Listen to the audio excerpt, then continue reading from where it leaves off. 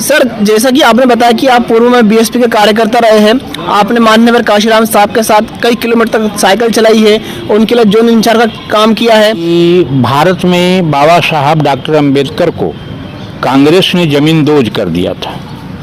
मान्यवर कांशीराम वो शख्स हैं कि दबी हुई अंबेडकर को उछाल दिया। पूरे भारत में दबी हुई अंबेडकर, आज चाहे बामसेप का कितना ग्रुप हो, बावन मेसराम हो, बुलकर हो, एक कांशीराम के सामने कुछ नहीं है, क्योंकि बाम से बनाने वाले कांशीराम जो ये चार तत्वों की तरह सारे मोह तृष्णा लोग को भंग करेगा, उसी को भगवान की उपाधि मिलता है। तो दुनिया में भगवान की अगर उपाधि मिली है तो भगवान बुद्ध को मिला है। सर, जैसा कि आपने बताया कि आप पूर्व में बीएसपी के कार्यकर्ता रहे हैं, आपने माननीय काशीराम साहब के साथ कई किलोमीटर तक साइकिल चलाई है, उनके लिए जोन इंचार्ज का काम किया है और आप 3000 साइकिल का जत्था लेकर कोलकाता के मैदान में पहुंचे थे। ये जरा बताइए स्टोरी हमारे दर्शकों को। 92 में माननीय कांशीराम ने, मैं बता रहा था कि भारत में बाबा साहब डॉक्टर अंबेडकर को कांग्रेस ने जमींदोज कर दिया था। मान्यवर कांशीराम वो शख्स हैं कि दबी हुई अंबेडकर को उछाल दिया। पूरे भारत में दबी हुई अंबेडकर को उछाल दिया। बाबा साहब को खत्म करने का काम कांग्रेस ने किया। तो मान्यवर कांशीराम ने इसको उछाल दिया। इसीलिए हम लोग नारा देते थे कि मान्यवर कांशीराम तेरी नेक कमाई, तूने सोई कौम जगाई, तूने सोई कौम जगाई। समझे? तो कांशीराम ने सोया हुआ जो कौम था, सो गया था बाबा साहब के बाद, तो वो कौम को मान्यवर कांशीराम जगा दिए। उस समय भारत में, जिस समय कांशीराम साहब का उदय हुआ, उस समय भारत में दो दल व्यापक पैमाने पर था। वो राइटिस्ट थे, वो कांग्रेस, वो जिसको दक्षिण पंथी कहा जाता था, और वामपंथी जो था वो सीपीआई सीपीएम था। तो सीपीआई सीपीएम बंगाल में स्थापित था। बहुत गुंडागर्दी थी, वहाँ के दलित लोगों को वोट भी नहीं देने देता था और कहता था कि हम जो है वो दुनिया के मजदूरों एक हो की नारा लगाता था। तो मान्यवर कांशीराम बोले कि सबसे पहले उसको जो है सांपनाथ को ख़त्म करना चाहिए। तो बंगाल के कलकत्ता के परेड ग्राउंड में उन्होंने रैली रखा और बोला कि मैं तो 2 चक्के और 2 पाँव की कमाल दिखाऊंगा। गाड़ी घोड़े तो उस समय बीएसपी के पास पैसे होते नहीं थे, समझे ना। तो गाड़ी घोड़े की बात तो बहुत दूर रही। तो मान्यवर कांशीराम ने कहा कि 2 पाँव और 2 चक्के की कमाल दिखाओ। हर कार्यकर्ता को यही कहते थे कि 2 पैर तुम्हारे पास है और 2 साइकिल का, 2 चक्का साइकिल का, इससे चलकर प्रचार करो। और हमारे कार्यकर्ता जो हैं उत्साहित होकर के इस काम को करते थे। तो उस समय देश के 5 कोनाओं से साइकिल का जत्था चली थी। कोहिमा का नेतृत्व मैं खुद कर रहा था। कोहिमा में से चला, हमने 5 साइकिल लेकर चला और कलकत्ता जाते जाते 3000 साइकिल का जत्था हो गई। तो चूँकि गांव में रात में हम लोग रुकते थे, गांव में निवेदन करते थे कि लोगों को जाना चाहिए, कांशीराम जी का ये पवित्र मिशन है और कांशीराम जी दबे कुचले लोगों को इस देश का हुक्मरान बनाना चाहते हैं। मान्यवर कांशीराम में ऐसी स्वार्थ नहीं है कि मुख्यमंत्री मैं ही बनूं, प्रधानमंत्री मैं ही बनूं, लेकिन ये समाज को जरूर बनाना चाहते हैं, दबे कुचले समाज को जरूर बनाना चाहते हैं। तो 3000 के जत्थे उत्तर प्रदेश, जो जम्मू कश्मीर से टीम चला था, उसकी टीम उत्तर प्रदेश होते हुए गुजरना था, वो सबसे बड़ा हो गया। वो सबसे बड़ा टीम थी और करीब 12 से 15 हजार साइकिल परेड ग्राउंड कलकत्ता में उस समय पहुंची थी। हालांकि भीड़ तो बहुत हो गई थी, बहुत लोग ट्रेन में लद कर गए थे। तो परेड ग्राउंड पूरी भर गई थी और ज्योति बसु को डर समा गया था कि अब मैं उखड़ जाऊंगा। उस समय के तत्कालीन मुख्यमंत्री थे वो जी, उस समय तत्कालीन बंगाल के तत्कालीन मुख्यमंत्री थे। तो मान्यवर कांशीराम कार्यकर्ताओं से बहुत प्रेम करते थे, कार्यकर्ताओं की हालचाल लेते थे। अगर आप दुखी होते तो आपसे जरूर कांशीराम मिलने पहुंच जाते, लेकिन आप शादी ब्याह में निमंत्रण देते तो नहीं जाते, श्राद्ध में निमंत्रण देते तो नहीं जाते, क्योंकि उन्होंने प्रतिज्ञा किया था कि मैं आजीवन शादी नहीं करूंगा, मैं किसी का मरनी हरनी शादी ब्याह में नहीं जाऊंगा और मैं आजीवन अपने घर नहीं जाऊंगा, आजीवन अपने घर नहीं जाऊंगा, समझे ना। तो ये उनकी प्रतिज्ञा थी। और भारत में बौद्ध धर्म के परिवेश में आज तक मान्यवर कांशीराम से बड़ा कोई भिक्खु नहीं हुआ, क्योंकि कभी 2 सेट से ज़्यादा उनके पास 3 सेट कपड़े कभी नहीं हुए।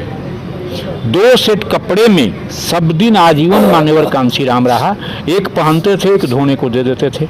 इस तरीका से उन्होंने सोई कौम को जगाया। सोई कौम को जगा करके इस देश का हुक्मरान बना दिया। सबसे बड़े स्टेट में प्रयोग के तौर पर उन्होंने 4-4 बार सरकार बनवा दिया।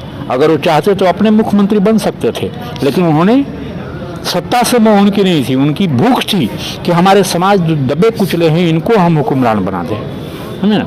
तो ये कांसीराम साहब की योगदान थी और एक व्यक्ति से राष्ट्रीय लेवल का संगठन बना दिया और वो जो है 6ठे नंबर की पार्टी उस समय बना दिया। अभी तो 3रे नंबर की पार्टी है बहुजन समाज पार्टी।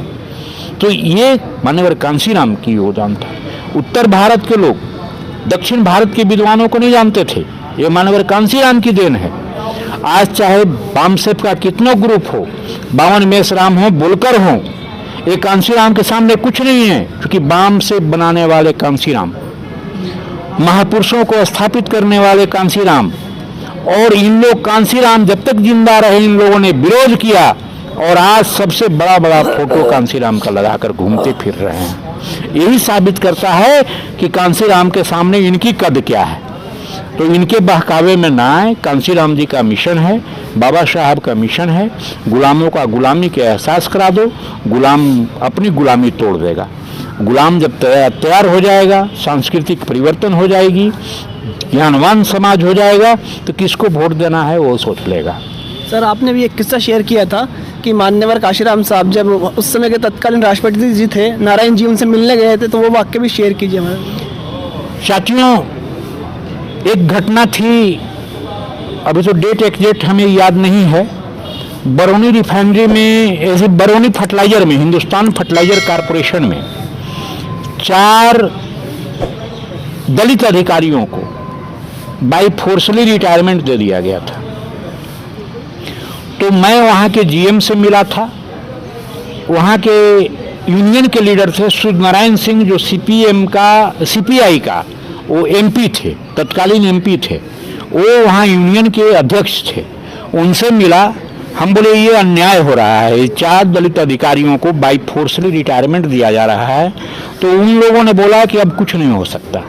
तो मैं मान्यवर कांसीराम साहब के पास गया, मान्यवर कांसीराम से ये रिक्वेस्ट किया कि सर ऐसी ऐसी घटना है। तो उन्होंने KR नारायण साहब से समय लिया और मिलने गए।